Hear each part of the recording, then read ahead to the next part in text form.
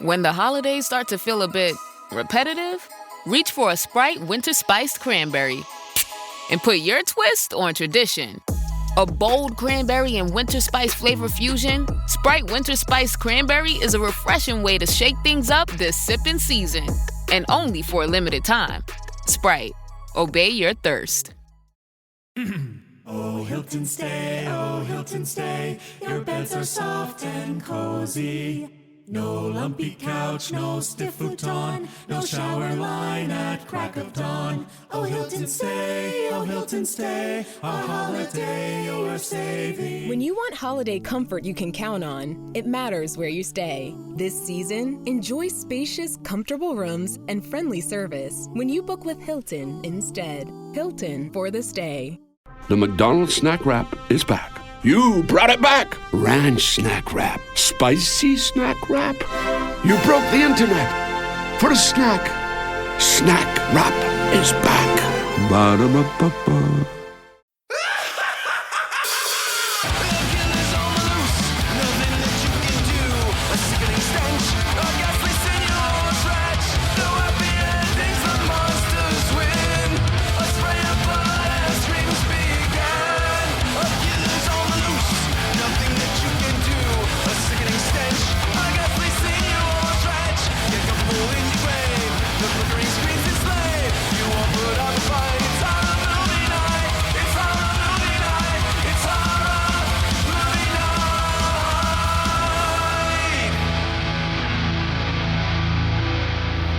And happy Christmas from Horror Movie Night. This week, because of the anniversaries, we ended up on Christmas Evil from 1980. A film that Scott seems to have thought was on my long list, but I actually thought that this movie was a little bit too dark and fucked up and psychological horror for the fun that we do on this show. But John Waters says it's the greatest Christmas movie ever made. So I feel like that's enough of a sign off here. I like this movie because it reminds us that the biggest evil at Christmas time is, in fact, capitalism. Yes. It sure is. But yeah, Kyle and I were texting because I think we both enjoyed this movie. Not that I mean, I can't speak for Scott, but I don't think you hated this movie, but I definitely don't think this is going in your... I'm never watching this your again. Elves and No. Silent Night, Deadly Night rotation. I was saying to Kyle that something that I find very charming about this movie is that it does check all the boxes that you expect in a Christmas horror movie. Like it is a guy in a Santa costume. He eventually snaps. He kills people. It's pretty gnarly when you watch him kill people. But what this does that I think is a little bit different is like, in almost all those movies, it is a character who had a traumatic thing make him hate Christmas. And that like is like his breaking point.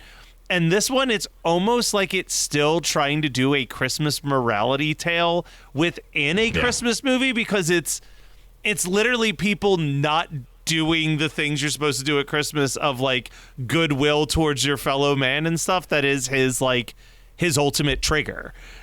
Yeah. But let's be real here. It's also people having sex. He really hates that. He's not a fan, but not. I mean, he handles it better than Ricky. Sure, that's not saying a whole lot, but yes, not a high bar. But I will walk us through love this. That is still the thing that stays true here. Is sex is. Listen, Santa's tricky. Not allowed to fuck. Everybody knows that. Anyway. No. I mean, that's why he doesn't have no kids. Yeah.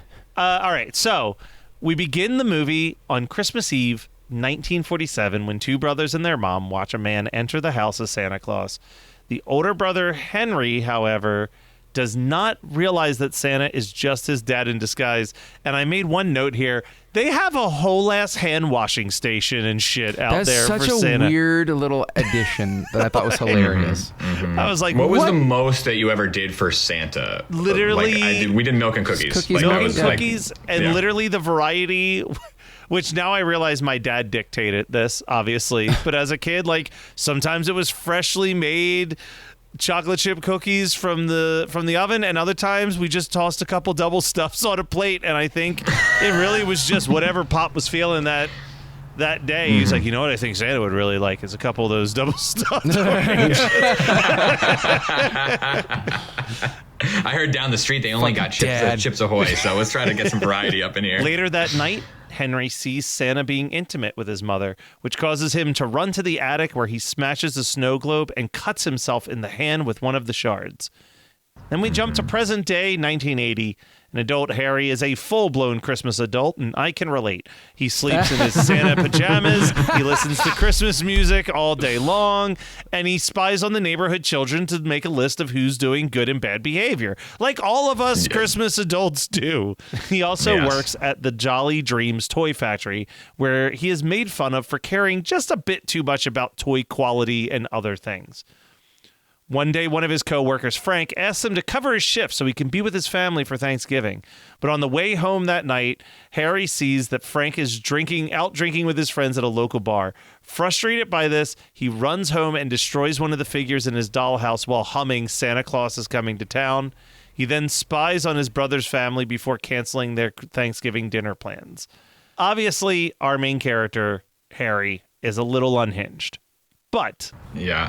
God damn it if the kids in the neighborhood don't love his Christmas spirit, because we get this scene where he's walking home and all the kids are talking to him about Christmas, and we get one of my favorite lines because there's this one kid who's just a real piece of shit, and the girl's like, I want a dolly for Christmas, and he's like, oh, maybe if you're good, Santa will get you one of those, and the other one's like, I want a rocket ship or whatever, and then the one kid just goes, I want a lifetime subscription to Penthouse magazine. He is scandalized. It's like you can almost hear the records scratch. Yes. You can almost hear it. He literally stops what he's doing, and he pays a little visit to this kid, and he freaks this kid out so much that his mom smacks the shit out of him. Like, I was taken aback by this smack to this kid's face that happened. Yeah. That wasn't like that was a what the fuck? Oh, it's Friday the 13th. The woman who plays Mrs. Voorhees like smacked the shit out of Annie or Alice rather, and they're like, we don't do that in movies. Yeah, we don't do that in movies. Well, also, I mean, seasonally appropriate. Just a couple years ago, we did Scrooged, where Bill Murray went to the emergency room. Oh, yeah. Because Carole King ripped his lip pulling it in the one scene where she's the ghost of the Christmas present. I didn't know Didn't she also concuss him with the She concussed toaster? him with the toaster. He told her not to hold back, and she chose not to hold back, and then they lost a couple shoot days. It is really funny because, I mean, in that movie, even watching it as a kid, I remember being like, ouch. Like, like that shit. She is like ferocious. Yeah. She's great. Well, Harry goes to the office Christmas party where the owner, Mr. Wiseman, announces that the company will donate toys to the children at the local hospital, provided that production increases and that the employees contribute some of their own money. Dude, so also he's anti-union, and I'm like unwillingly anti-union, which was maybe a downfall to his character, not the boss. Harry. Thank you, Harry. Harry is like naively anti-union, which I did not care for, but that's okay. But he loves Christmas.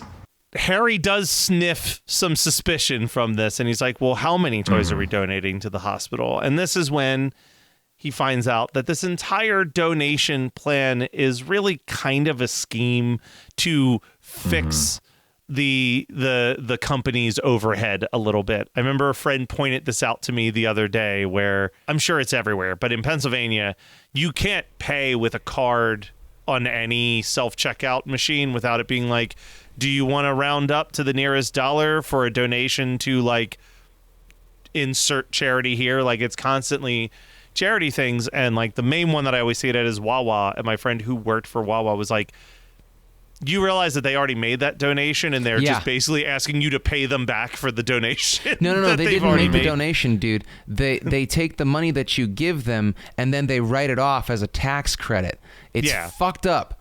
And they use they use this like social. It's just so. It's not virtue signaling, but it does feel adjacent. It makes you feel guilty about it, which is why if you don't spend the money, because like, oh, do you want to give kids with cancer money? Do you want to help dogs and cats in need? And you're like, of course I do, but not like this. You're just rounding not up. Like this. Now I literally only use it if I'm paying in cash and don't want to be burdened with like a dime, nickel, and some pennies in my pocket.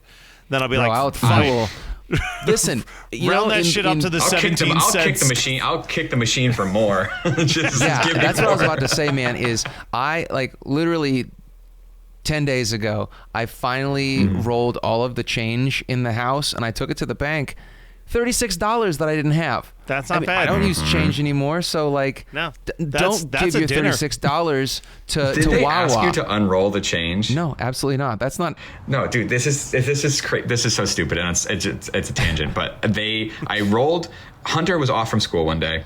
And I was like, oh, dude, you have money in your bank. Like we were talking about like rolling coins. We thought it was like a fun, like little lifestyle thing. But also we'll go get a toy with like what you got in your bank, right? Like it'll be a fun way to kill like 2 hours. And we roll the coins for the half hour. We bring them to the bank. And the bank teller is just like, oh, we don't do that anymore. And I was like, what do you mean we don't do that? She was like, oh, okay, if you can just put them in a bag and we'll just dump them in the machine and we'll just give you the change I just back. Coinstar it and hand them the little so slip. Weird. I'm like, here's my slip. But the bank doesn't take a cut or anything. They just have the machine and that's what they do. Yeah. And you just made it convenient for them and they wanted it less convenient.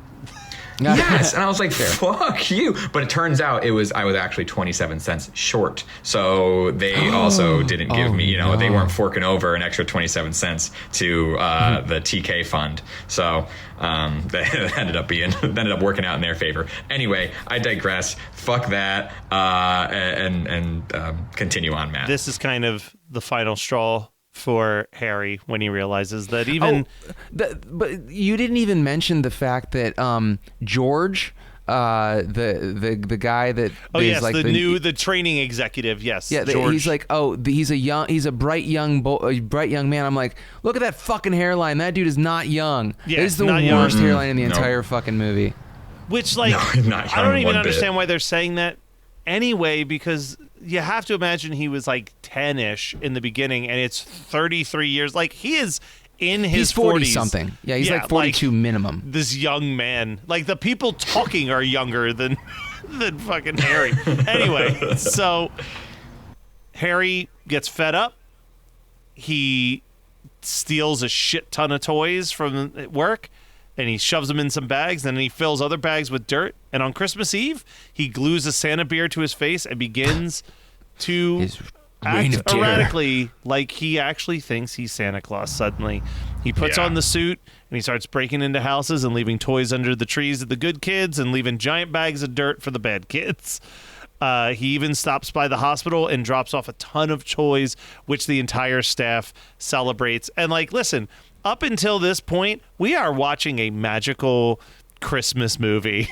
This is George Bailey fighting capitalism right now. But then still my double feature. Yeah. Then while on the street, Harry begins to get taunted by a bunch of... the Wikipedia says teenagers. These people are damn near 30. Oh, I didn't understand that because I read the Wikipedia first, and I was like, this could be good, I guess. I mean, I've read the Wikipedia multiple times for this and never watched it. But yeah, they're not teenagers. I don't know what the fuck they were thinking. No. They start picking on him, and in a fit of rage, he murders them. And boy, is this murder great. He shoves a toy soldier in the one dude's eye and then pulls out a hatchet and just starts chopping. And for 40 seconds, we are watching like an Italian zombie movie. The way that this hatchet's like coming down with these giant blood spurts and head cracks is something to behold. It is great.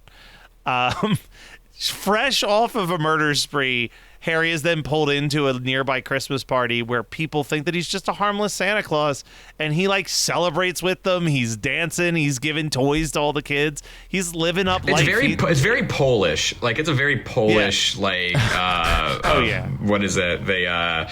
not the VFW, but where they have polkas in town. We have one 2 towns over from us that is still hopping on polka night, and it looks glorious. I can only imagine what it's like on Christmas. But Harry's suddenly reminded about Frank's lie at Thanksgiving and decides that he's going to get some revenge. He's murdered once before. Why not? Why stop now? He breaks into Frank's house and he smothers him with a sack of gifts and then slices his neck from a Christmas tree star that for some reason is in the bedroom, which also baffled me. Listen, of all the people I've ever met in my life, I think that you have the least ability to be like, oh, why is there a Christmas tree in their bedroom? I know that there's a Christmas tree in your bedroom. There's not. Dude. That's inconvenience that is of a the lie. space. There's no space for that. Anyway, and then he leaves some toys for the kids. Christmas morning, his brother hears the I'm reports sure they'll of the love Santa. and cherish those toys forever. I'm the sure. night that their dad got killed By Santa. Yeah, that's pretty fucked Santa. up. Yeah, that morning, the news is reporting about these murders, and Harry's brother immediately is like, Harry did this shit. He just knows in his heart. Did it. But Harry returns to the toy factory, activates the assembly line, and just breaks all of the toys because he always considered them subpar. His van gets stuck in the snow, and he's distracted by this beautifully decorated street, and that's when the residents of the town recognize him as the murderous Santa Claus, and they basically form a torch-bearing mob to pursue him. He Very flees. Frankenstein.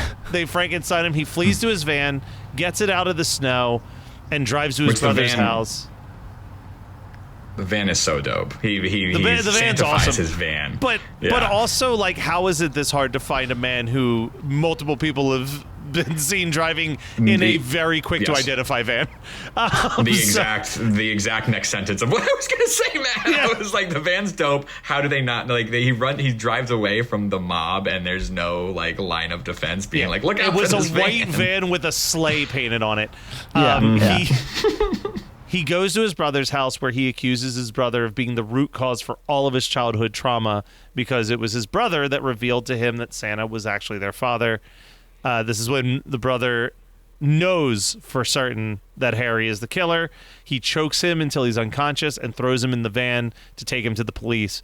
But Harry wakes up, punches Phil, and drives off. And the mob chases him until the van flies off of a bridge.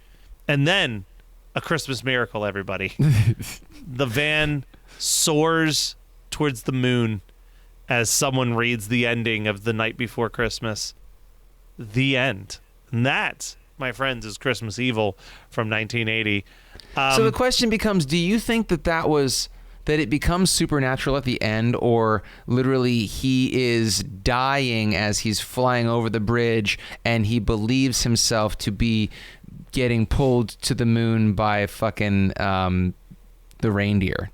I think that we are seeing his view of things, and he has been so off the deep end that he's not realizing his death. Is fantasizing about, Santa-ing it up. Just because there's been no other things in the movie to imply that he is Santa Claus. So I think that we've seen plenty of how he thinks he's Santa, so it makes the most logistical sense for this to be the final piece of his fractured brain is him flying off. But Kyle, I could be wrong here. Him flying off to the moon, real or his brain as he dies? Oh, his brain as he dies, but wouldn't it be a beautiful Christmas miracle if it wasn't? No, I think he's done for. Wait, hold on. Did we discuss who Harry's is, the actor? Did you He look this looks up? weirdly familiar, and I couldn't piece it together. Who is it? It's motherfucking Fiona Apple's dad. Oh. Well, how do you... How crazy is that? Were you watching this being like, bro looks like Fiona Apple's dad? I better check that. So, I'm sorry. No, so they were two separate thoughts. I did not know who he was at all. He did not look familiar to me. I looked him up, and then I was like, "Are you kidding me?"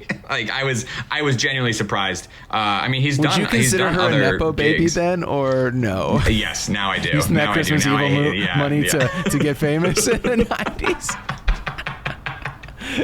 Yeah, she's feeling like a criminal, baby. Criminal doesn't work. Yeah, criminal doesn't work without daddy. He was from Sesame Street. Wow. He got his start on Sesame Street, which I think does add... Okay. Imagine being a kid growing up watching Sesame Street, and 10 years later you watch one of the characters from Sesame Street as a murderous Santa Claus. Yeah, man. I mean, it kind of tracks with the whole movie. That's the, that's the pipeline. That makes sense. I kind of love that. Here's my 30-second story with Guinness. As soon as my sister and I get home for the holidays, we don't even unpack. We head straight to our pub. The bartender already knows our order, Guinness and fries. We laugh all night, catch up with old friends, and walk home with faces sore from smiling. It's one of my favorite nights of the year. That was my 30-second story with Guinness. Guinness Draft Stout. Please enjoy responsibly. Imported by Diageo Beer Company, USA, New York, New York. The Subaru Share the Love event is on from November 20th to January 2nd. During this event, Subaru donates to charities like the ASPCA, helping support more than 142,000 animals so far. When you purchase or lease a new vehicle during the 2025 Subaru Share the Love event, Subaru and its retailers will make a minimum $300 donation to charity. Visit Subaru.com/share to learn more. This episode is brought to you by LinkedIn. Psst, healthcare pros, word's out, and it's too good to keep quiet. Look, LinkedIn is revolutionizing job hunting, making it possible to search by specialty, shift preference, and salary. Endless scrolling is out. Whether it's a mental health therapist or dental hygienist, finding the perfect role is faster and easier than ever. Head to linkedin.com/healthcare and start your search today. This is Jason Momoa, and I'll be your finance professor today. Welcome to Banking Smarter 101 with Chime. Bam! First lesson, sign up for Chime and set up direct deposit. You'll be joining millions of members banking fee-free. Second lesson, get cash back on eligible purchases while building credit and a higher APY on your savings. That's how you bank smarter this season. Fa-la-la-la-la, class dismissed. Join Chime today. Chime is a financial technology company, not a bank. Banking services and a secure Chime Visa credit card provided by the Bancorp Bank N.A. or Stride Bank N.A. Members FDIC. Optional services and products may have fees or charges. Details at chime.com/fees-info. With a qualifying direct deposit, earn 1.5% cash back on eligible secure Chime Visa credit card purchases. On-time payment history may have a positive impact on your credit score. Results may vary. APY means annual percentage yield. Learn about credit building and more at chime.com. Kraft mac and cheese is the best thing ever. It's even better than pop music. You look just as natural enjoying us at age 13 as you do 55. Kraft mac and cheese. Best thing ever.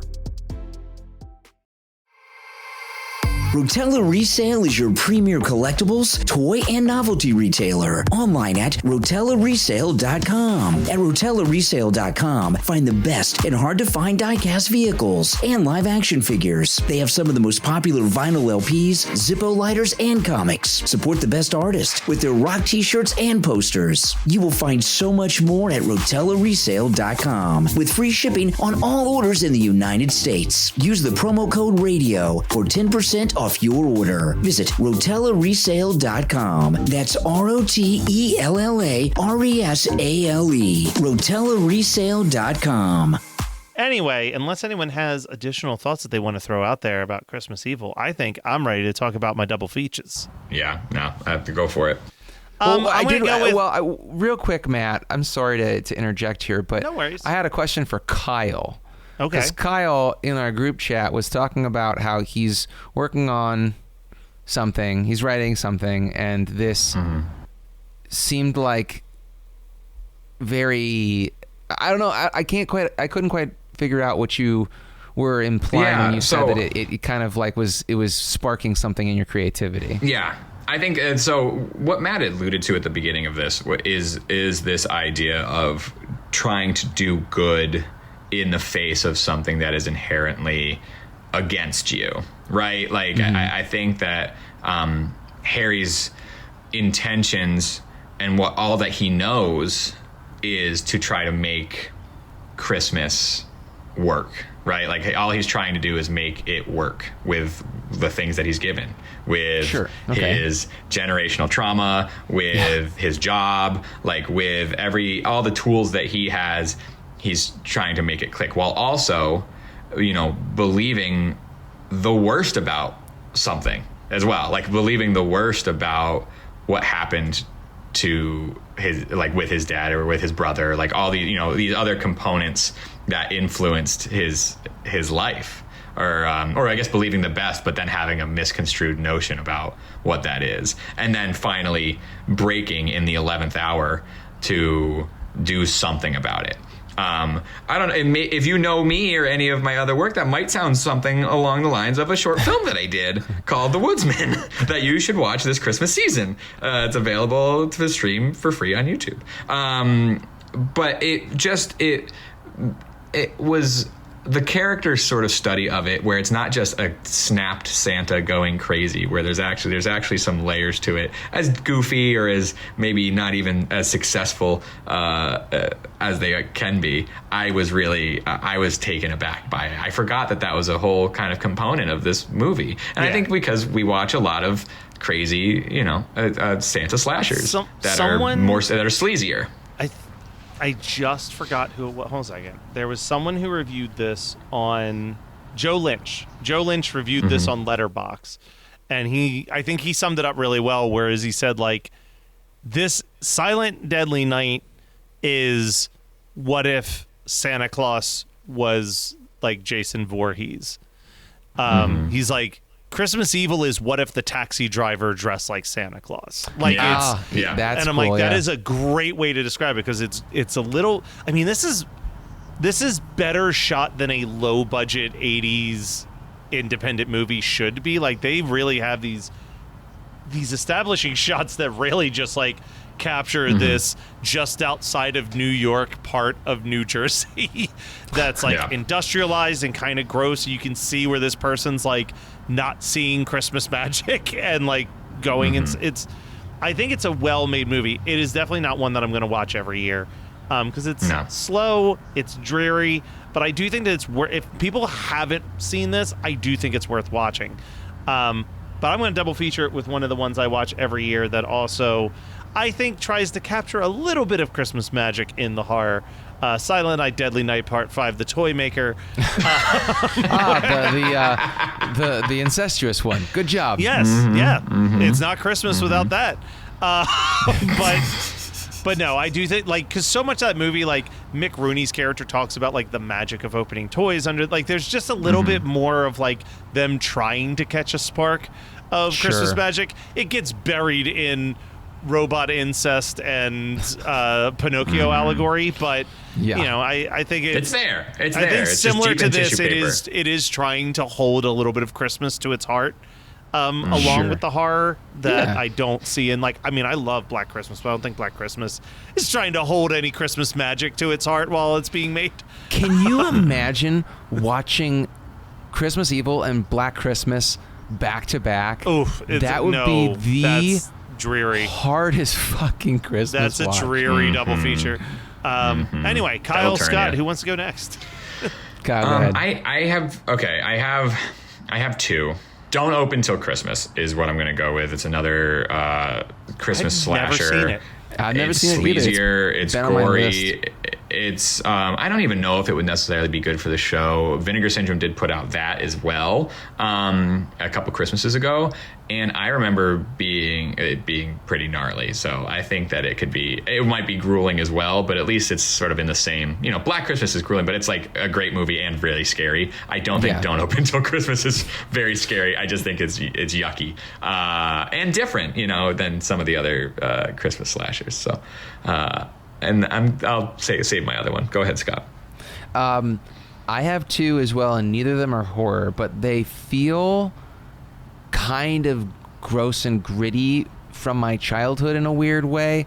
But I'm going to go with one that is probably a little bit more palatable for everyone listening. And then when Kyle's done with his other, I'll just mention the other one. But Ernest Saves Christmas. I don't know why, but something about that movie just always felt, because I watched a lot as a kid, it just felt a little grimy, and I don't know why. Yeah. Did you do another Ernest movie a few weeks ago? Oh, I don't know. On a double as a double feature pick? It would have been Scared Stupid if he did. Was that with the witches? Probably. Oh yeah. Nice. Check the Letterboxd. Yeah, I know. get on it. I don't run the Letterboxd. Yeah. Speaking of the Letterboxd, though, you can find us on Letterboxd at HMN Podcast. It's also where you can find us on Instagram and Facebook. You can check out our Patreon at patreon.com/HMN Podcast. You can buy merch from our store at hmnpodcast.dashery.com. You can visit our website, hmnpodcast.com, to check out our entire back catalog. Shoot us an email at hmnpodcast@gmail.com to join our newsletter. And hey, if I'm reading these too fast, all the links are in the show notes. Go and check it out. Support, help us keep making this show. Guys, what did you watch this week that you want to talk about? Matt, that's right. You're being naughty. Sorry. Mm-hmm. Naughty. Punish. Punish. The other one I would feel Nightmare Before Christmas would be a good pairing with this. Just what another a dad answer. Yeah. Just another Santa-like creature who is dropping off toys in houses and loves Christmas, and sometimes a little odd. sexy. Yeah, it's a bit odd. And a little sexy. If you like characters that can take their limbs off and those things still move around, boy, do I have a sexy movie for you. Yeah, for the monster fuckers on Book Talk. Nightmare Before Christmas. Nightmare Before Christmas. Have you guys ever seen Santa Claus, the movie from 1985 with John Lithgow? I have not, and it feels like how a huge... is the Christmas monster himself? I know. It's a huge blank spot. It's Everyone like Dudley asks me Moore about this is a I think it's on YouTube. Maybe I'll just sit and watch it this year. You need to, dude. I grew up with it. I still have the VHS copy that I grew up with. And that's the other one that I wanted to mention is like it feels really grimy. Because I think it's because there's some sort of machine that makes the hay that the reindeer eat that makes them fly, and then they're using it to make candy canes, and John Lithgow is like the evil businessman, and then there's this part at the end where he's like rabidly eating these candy canes because I think he wants to fly or something, and I don't remember, but it's dark. It is darker than you'd expect. But it also reminds me of a weird... It's literally called Santa Claus the Movie. 1985. Oh, okay. Wow. All right, so what did you guys watch? What did you read? What did you listen to? What do you want to talk about? We'll start with you, Matt. Yeah, I'll go real quick. I forget which of the too many streaming apps it was on, but Drop recently dropped, which is a very M. Night Shyamalan-style horror thriller. The concept is about a woman who is on a first date and someone keeps airdropping her messages that there are masked men inside of her house holding her babysitter and child hostage, and if she does not drop a poison tablet in the drink of the man that she's meeting for her first date, they will kill her family. Oh, dude, yeah. What's it called what'd again? you think? It's just called Drop, and it's not bad. Like, I'm not sitting here saying, hey, this is a 5-star movie, but for like an 85-minute, like, kind of throwback thriller horror film where you're like trying to solve the mystery and everybody in this restaurant's a suspect because they're sending her like pictures of herself at the table and stuff like that. Like, it was a really cool concept, and it does remind me a lot of like early M. Night when he was at his best, where it's like, hey, here is a very simple premise that could happen. Like, getting a random airdrop is not an unheard of thing. Like, how do we take this everyday occurrence and make the most terrifying version of it? Yeah, I like threw it on one night when Barb was asleep because it was like, this 80-minute movie just dropped on like Peacock or Paramount. It's from the director of Happy Death Day and Freaky. Yes, so like that's right. Christopher Landon. I remember reading about this in Fangoria. It sounded really interesting, especially as like sort of like a almost single location, but a lot of point of views, like a lot of the ability to sort of see in different angles of the one location that aren't just a camera angle. Like the airdropping of the thing is kind of the interesting part of it. It has some moments that remind me of the issues I had with the movie Trap that M. Night did a couple years ago. But this is a dramatically better version of what Trap was trying to be. You know what I mean? Because that was the same vibe for Trap. Single location, guy knows that something's happening, but has to keep everybody else he has from to stay knowing. Headstrong. Yeah, I know. Yeah, this is a much better version of that. But yeah, God damn it. It took me a second. God damn it! He'll take on anyone. Time for that. That's my what did I watch? How about you guys go? God, go ahead. I watched, which I think that maybe we'll talk about on the show at some point. I really didn't think that it was going to hit like it did. I watched The Night Flyer, the Stephen King. Oh, that's such a Kyle pick.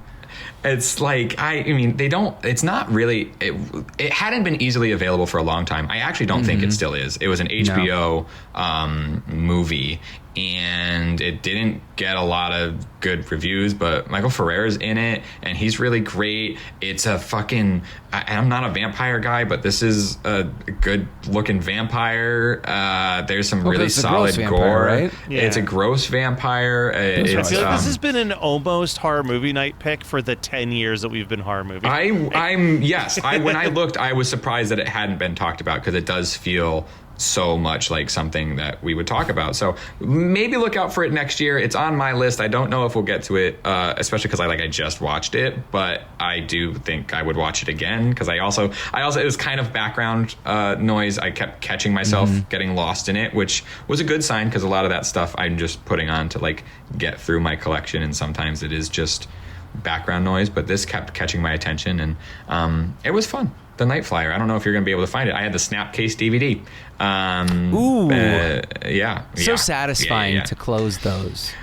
Yeah. Oh, really? Especially if they're still functional and they're still crisp. Really nice. I do also want to just quick shout out on Main Menu Loops, of the TikTok account that I post main menu screens from. The Night Flyer blew up over this Halloween season, and nice. I have a couple people who follow that account that allege that they were part of those companies or made those DVD menus, and there's no reason for me not to believe them. But this woman was like, "Oh my god, we made this one, hated the movie, but really liked making the menu." And it's just so cool that somehow these people who worked on these are finding them in this silly digital archive. And the Night Flyer, the menu is silly, but it was it was an early DVD for HBO, so good stuff. I love it. Scott, take us home. It's interesting that Kyle brings up a movie that is potential HMN fodder, because I started watching one that I had found out about through probably some crazy Instagram reel that I sent you guys. And I was like, this looks so bad that it could be awesome. It was only an hour and 15 minutes, and it was really hard to get through, just because there's a little too much like waggly finger slapstick, Okay. But honestly, the script is so good. I'm not telling you the name because I have to really get out all of the nice things before I tell you what it is and tell the listeners what it is. We're not going to do it on the show because it really doesn't have...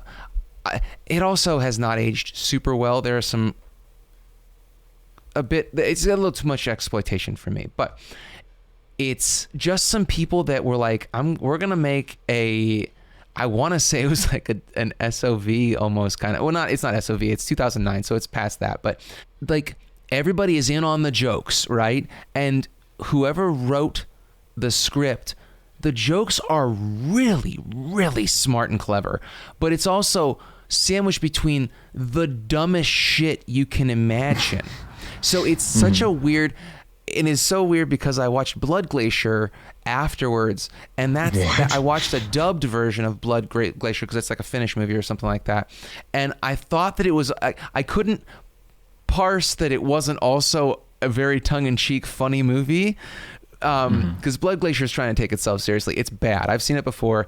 I was literally just watching pieces of it to see the special effects because I think it was some TikTok was like mentioning it, and I'm like, I hadn't thought about that movie in a long time. I wonder if it could be good for the show for 2026. It's not going to be on the show ever. Anyway, the movie that I'm talking about that I watched the whole way through is Terror at Blood Fart Lake.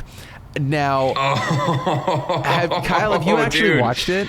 So I saw Terror at Blood Fart Lake on a big screen in Syracuse, New York. How big are we talking? No, I mean, this is a movie house. This is the Palace Theater. Wow. So I'm almost positive because it was a Chris. Oh my God, what's it? Seaver? Chris Seaver is I believe is a New York, Central New York, upstate New York filmmaker. If not, maybe he dips into Ohio. I can't remember where exactly he's from. But he was having a screening, and he was having like an anniversary party of his production company, Low Budget Pictures. Yeah, Low Budget Pictures. Of his I only know this because I literally watched it today. Dude, and that's the one that they played. And Chris has some really, really funny things that then, just like you said, get sandwiched in between just like stuff that I could give a fuck about and that isn't funny to me. Like it totally derails me from being part of it. And of course, this is all, it's shot on a digital during the, in the day, everybody is just there's no lights. It's so done on no money, but I saw this on the big screen. I can tell you that they did a boom mic on it because they didn't actually have to ADR shit, which I was very impressed with. No, he's been making movies this way for a very long. He still is. He's still making movies in this way. He's actually even made a very late 80s, early 90s visual styling of a Saved by the Bell or a 90210 that he's been peddling. He's comes to Creature Feature Weekend often. Anyway, I say that because the thing about that screening was that this is also where I saw a 35mm print of Never Too Young to Die, which I hope one day gets picked on the Patreon because I want to talk about it so bad. Anyway, Terror at Blood Fart Lake. I cannot believe that is the fucking movie that you just said with your mouth. So two things. As you're talking, I'm doing some very quick research, right? First of all, had to laugh. Letterboxd, the most popular review of Terror at Blood Fart Lake is a 1-star review that just says, "Do not ask me anything about this movie." Which I think is great. But the only person that I've seen, the only person who's rated this movie is Brian Berger, who gave it 3 stars. The man who brought us Ant Farm Dickhole. He brought us Ant Farm Dickhole and Ski Wolf. This is kind of Terror at Blood Fart Lake walked so that Dude Bro Party Massacre could fucking sprint into my heart. But I didn't realize this is the director who did Ski Wolf, which was the movie Brian Berger wrote to us 2 years ago for listeners submitted month as well. I knew, and it's so much more palatable than Ski Wolf. Although I want to say that they probably used the same bands because the only thing that didn't suck about Ski Wolf when I watched, did we actually do it? No. Or did I just watch it? I just watched it. That's you watched it and told us we weren't going to do it. So I've never seen it. But the music is great because it's it's a time capsule to the end of the MySpace era. There were 3 bands that put music out on it, and it's just. It is. I feel like it's such a millennial thing to want to enjoy, to watch that and enjoy it. I don't think that it would really. It's not as watchable as Sick. It's definitely not as watchable as Dude Bro Party Massacre. But they all share a common ancestor almost, or maybe this is the ancestor. But it's just that kind of very niche sub genre. And while I didn't enjoy a whole lot of my watch, when the dialogue was good, I was like, holy fuck, how does this part work? And then the rest of this scene is just absolute shit. It was really a very interesting watch. Not a recommend. Don't ask me anything about this movie. Hey Matt, I'm glad that you liked my Letterboxd review. But yeah. All right. I might watch it. I'm just here in this hotel room alone tonight. So hey, how much worse can your night get? You know? Yeah. Right. Sounds like the start of a Goldfinger song. We'll be back next week with a movie that we don't know what it is just yet, because at the time that we're recording this, the poll has not gone live for listeners to vote. But you know what? If you had followed our Facebook group, you would have gotten a chance to vote on that. So, hey, if you're not following our Facebook group, you should do it now so that you're ready for next Black Friday. But stay tuned for the final episode of 2025. Woo.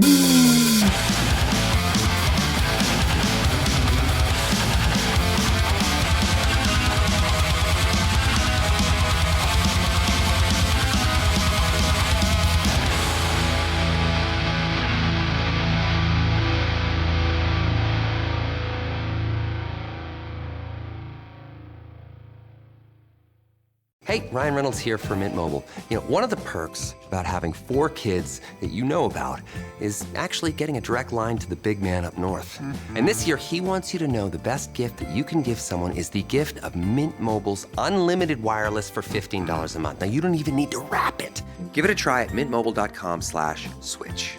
Upfront payment of $45 for 3-month plan equivalent to $15 per month required. New customer offer for first 3 months only. Speed slow after 35 gigabytes if network's busy. Taxes and fees extra. See mintmobile.com. You're listening to the Geekscape Network.